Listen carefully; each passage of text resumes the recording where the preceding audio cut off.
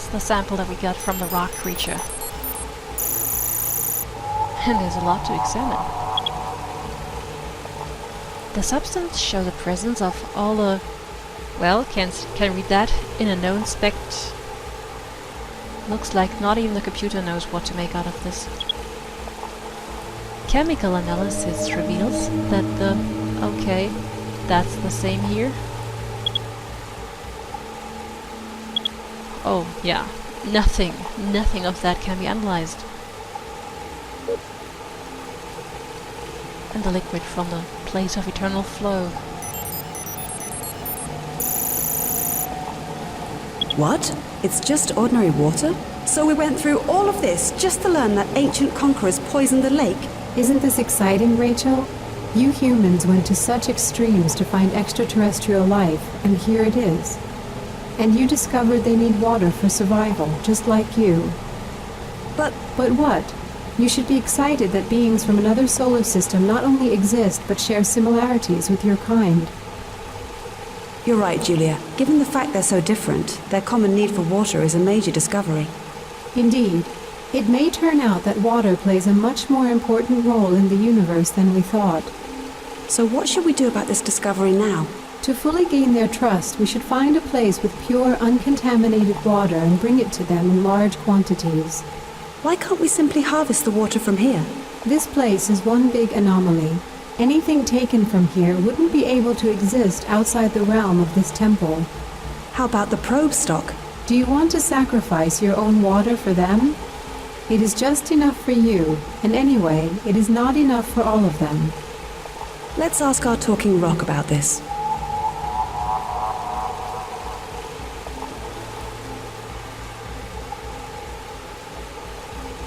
Come on, Julia, how do you know that everything would just stop existing when I take it out of here?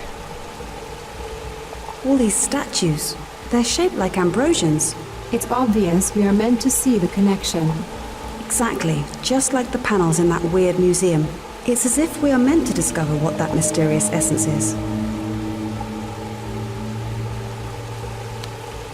Interesting observation. It looks like there is a part missing here. And what might that be, Mobot? I have no idea. More Ambrosians. This statue shows them guarding that symbol.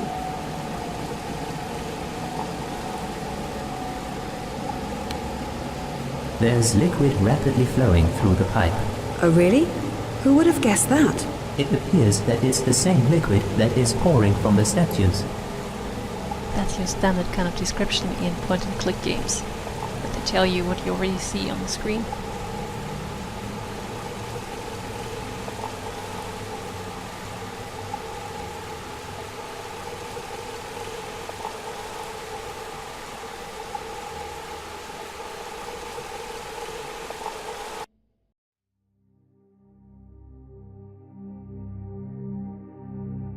We may have to come back once we've had a look at the other places of the solar system.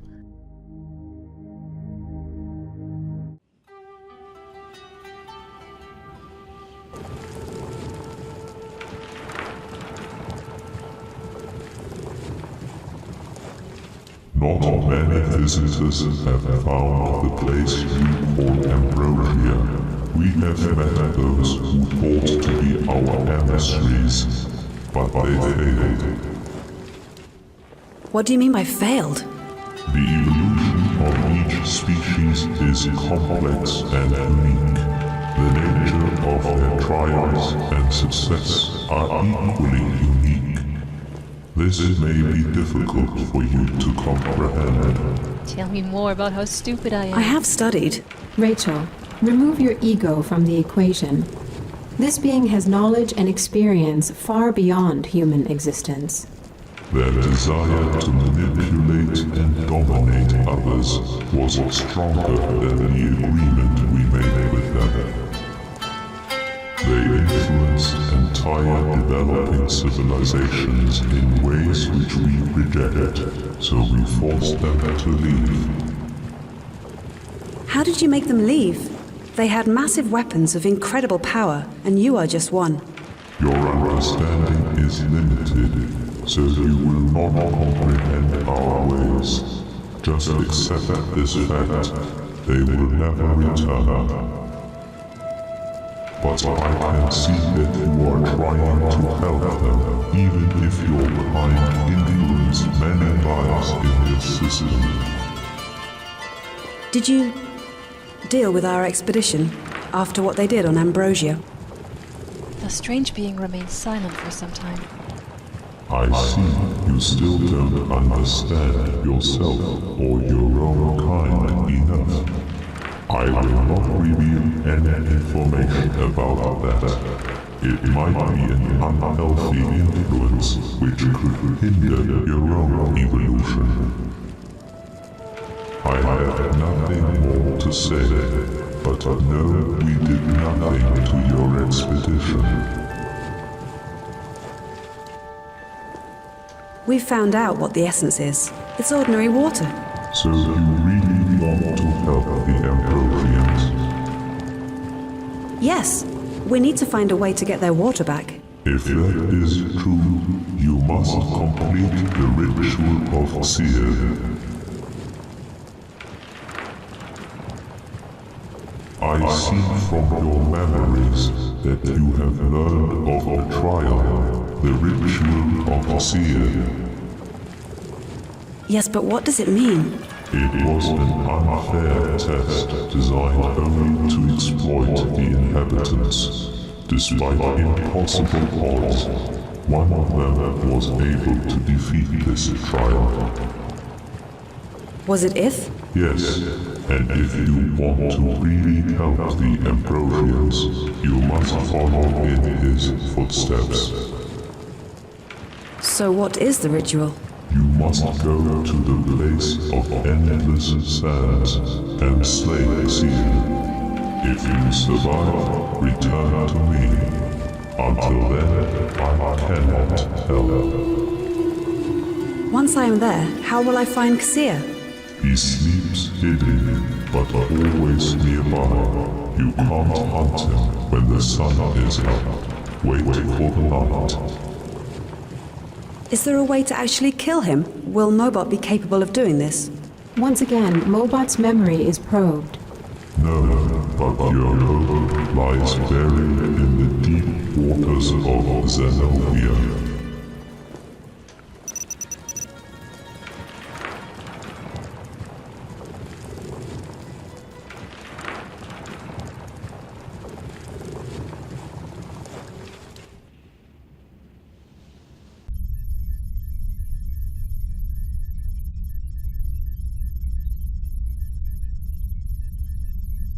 We've been on Zenobia, and we still don't have two things that we need. We cannot go underwater yet, and we cannot decipher the radio signal yet.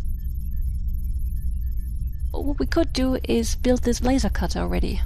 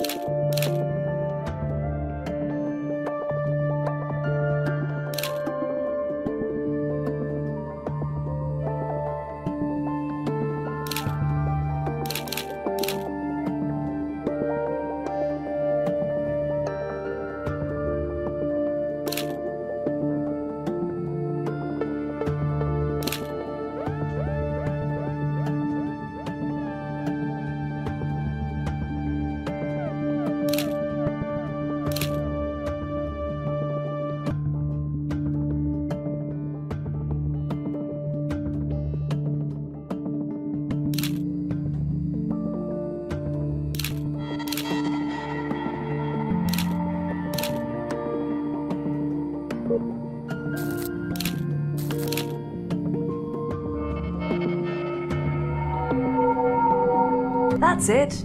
I did it.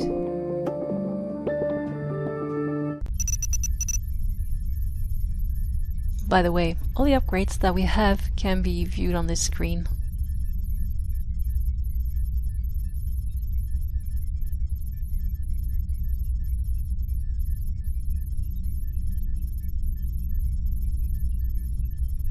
Time to look at the other planets that we haven't really explored yet. I feel like looking at Elpis.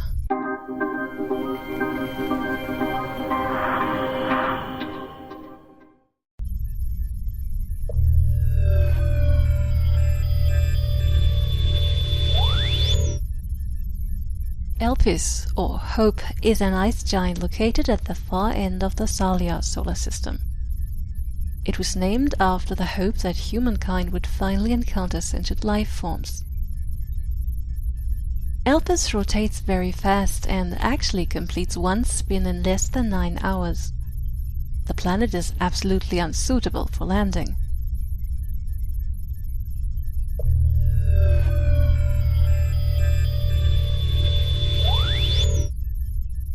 Elpis Alpha is a giant Mars-sized moon. The surface is covered by an endless layer of ice. It would probably be impossible to search for life as we know it in such a place. However, the atmosphere is mild and it should be safe to land on Elpis Alpha. One day on Elpis Alpha takes 9 hours and it revolves around Elpis in 75 Earth days.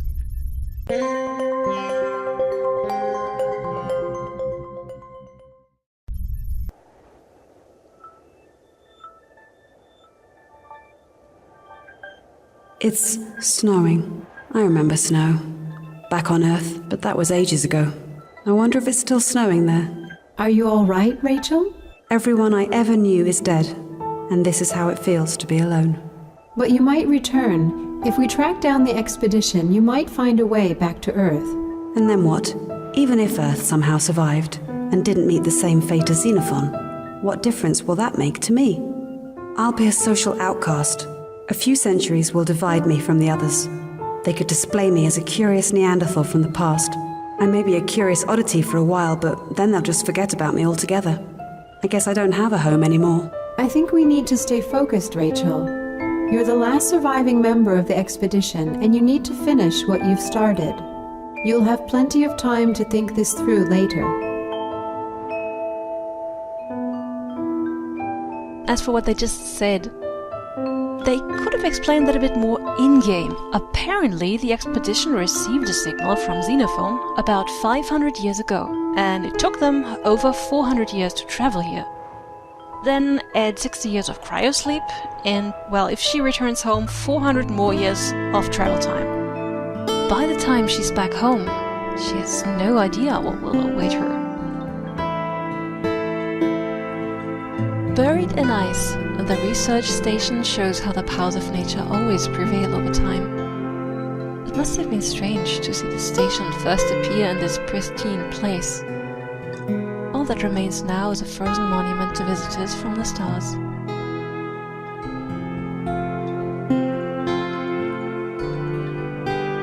Nature really took revenge on that station. Observation. A part of this glacier probably fell down on the station, causing this destruction. That impact probably caused the ground to crack and revealed this enormous crevice.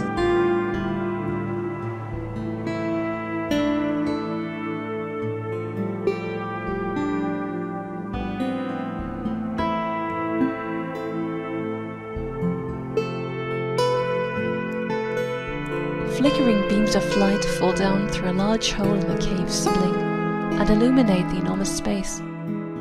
A large lake silently welcomes the unexpected guest, who found his way here through the ice. It seems as if this place is another world apart from the frozen surface. And one can marvel on all that humans still have to discover. For now, the lake waits silently. Wow, this place is so beautiful. Have we found an underground lake? I've gathered some contradictory facts. Do you want me to share them? Go on. First of all, the air temperature down here is minus 94 degrees Fahrenheit. However, the liquid in this lake is 50 degrees. Do you think there is an underground heat source capable of creating such temperature differences? I can't entirely rule out the possibility, but I don't think so. First of all, the temperature is constant throughout the whole lake. However, the lake banks are frozen solid, so the high temperature influences only the water. That's strange. Mobot, is this water? I don't think so. Do you want me to take a sample? Of course. I want to know what this is. Why the sudden interest? I'm an astrobiologist and... You don't have to tell me this, but you've skipped much more interesting samples for analysis, in my opinion. Then call it an intuition. We should analyze it anyway.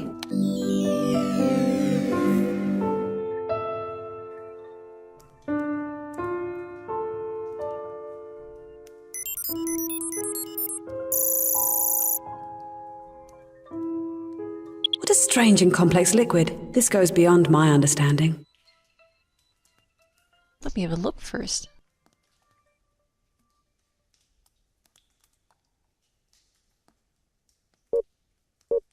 That was way too fast to read what it actually says there. Chemical analysis of this liquid is impossible, as its structure is incredibly complex. Peculiar property noted: it's the only liquid ever found that can dissolve arginium.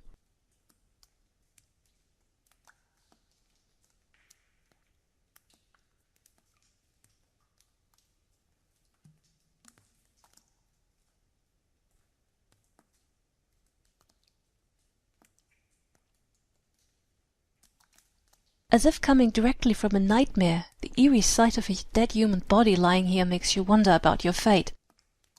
The still is broken only by the faint movement of the water and Mobot's gentle whir. Another pristine place turned into a tomb by human intervention.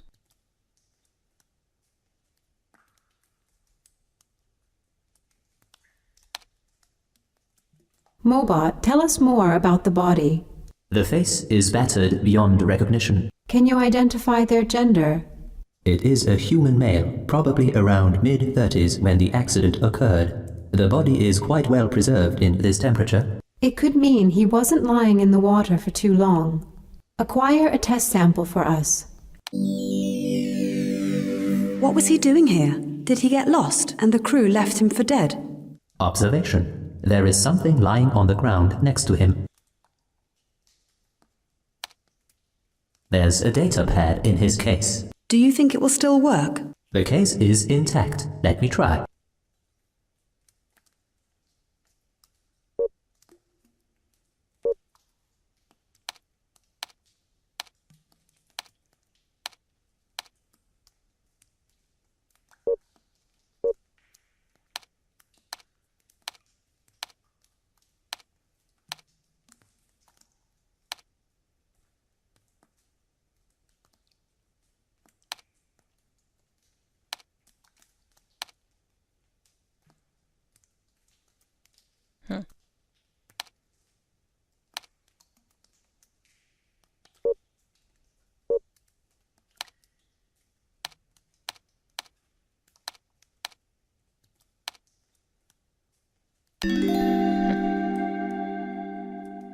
It's the log of Ian Darlington, expedition leader. And we may remember that by the time the expedition ended on Xenophone, it was Andrew Locke. So what happened to him? Elpis Alpha. What an amazing and tranquil place. I'm really glad that the first alien world we saw looked like this. Though I don't expect any civilization to be found on a moon of the most distant planet in this system, since the actual signal was supposedly traced to a location much closer to the Sun. Mike Waterman would have enjoyed this place. He wasn't married to my sister for very long when he died fighting in the Great Water Wars. But he knew the risks when he signed up for Special Ops. I always enjoyed his company. He was a fearless explorer, natural leader, and like the brother I never had. Back to the mission. Our base has been printed and deployed, and for now we should just forget about what happened upon our awakening. I only wish I could choose the people for my missions just once in my life. I think they never actually explain in-game what happened on the probe and what got Rachel into cryo jail. From what I heard, there is another game full of brain teasers that explains the backstory. I just forgot the name, but it's from the same company. That does it. Normally I could file a complaint and get his ass out of here in a second, but it's impossible to do that a couple of light years away from Earth. I have a feeling that what he really wants is to take the lead in here. Bloody military psycho. In other news, we've detected some peculiar seismic activity at this place. We need to investigate this more. Even after our hard training, it's confusing to think in a different month-year cycle. I really admire Benjamin. He can do this in his head and even recalculate everything to Earth days. Crazy. I have a feeling that some of the crew is becoming impatient on this icicle. But it's not like we have the chance to explore any place in this solar system again. Better check this moon thoroughly before leaving. This mission cost more than the last 3 wars, so we need to earn our pay. Another thing that idiot will never understand. We have an idea who he is talking about, who wants to have the lead of the expedition. I'm getting quite suspicious of the story about Rachel Manners. For one thing, a lot of things simply don't add up, and I want to dig deeper. Why would she do what they say, and more importantly, how could she have ever made it through training if it was really true? Of course, there is an eyewitness, but their credibility is another issue. Moreover, I have the feeling that I am no longer the expedition leader and that others are actually in charge. It looks like this was already planned before the mission even started. I hate politics. Someone has been tampering with my datapad. I see a login from yesterday while I was gone. Someone must have guessed my password, so I will change it to something less obvious. I have my suspicions about who did this. Bob discovered a potential approaching Elpis Alpha seismic activity. We should probably pack and leave soon. If the consequences are what he describes, we might have some real problems in here. We better be far away from this place, if this happens. I've registered another attempt to break into my datapad. I asked Benjamin for video footage from the security camera. What a lucky break, I accidentally left my datapad in view of the camera. Grin. The footage revealed the obvious. Andrew bloody Lark once again. If he didn't have so many friends around, I would have already kicked his ass. However, I have to be super careful.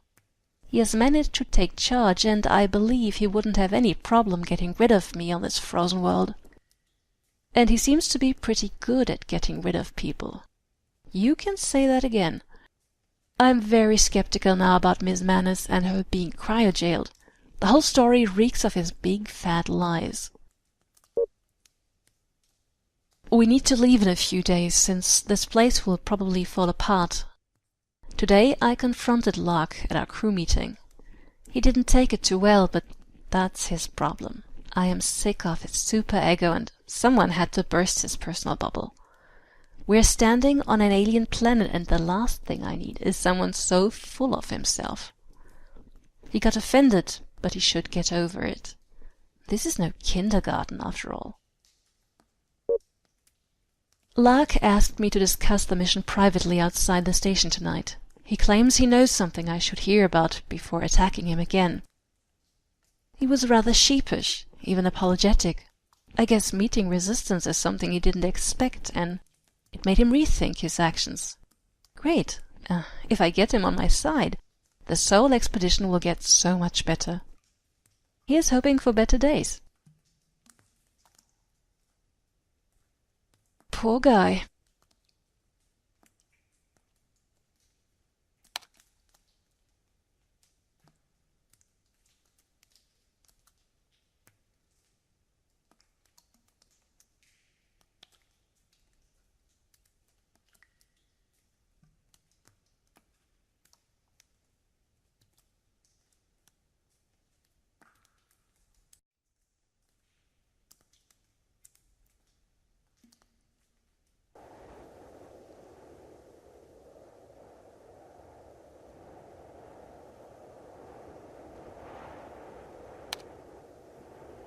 The entrance is completely frozen. I can't enter. We need to find a way to get inside.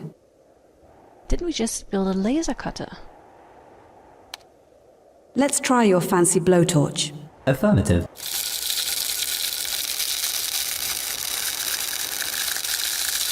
Success! We are in. Nothing in here. What about that crate? I can't open it. Should I cut through it? Don't even bother. It's not worth the effort. Well, you don't know what's inside.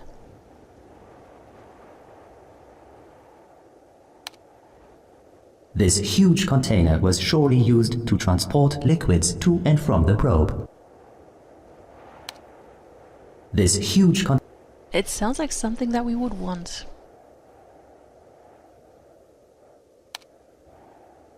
Those two crates are frozen together. Leave them be, Mobot.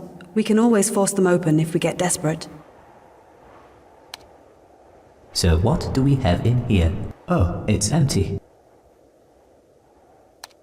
Let's check this one. The contents are regrettably frozen solid. Wires and cables, nothing interesting.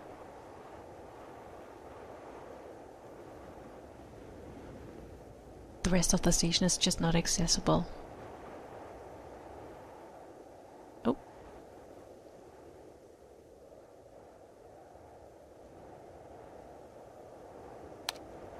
Let's see what's in there. Those are just some red laser beacons. Nothing interesting. Just a second, Mobot. We need those beacons. They might prove useful. As you wish. There are 4 of them.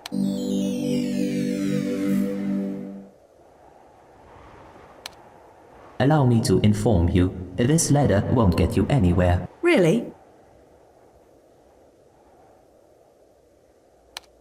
Let's check this one. Pieces of frozen salted meat. What? It was, as you call it, a joke. Only some station spare parts are inside.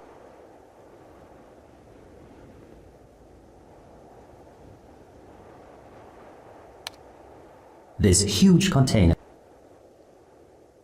We will need this, but apparently we can't pick it up yet.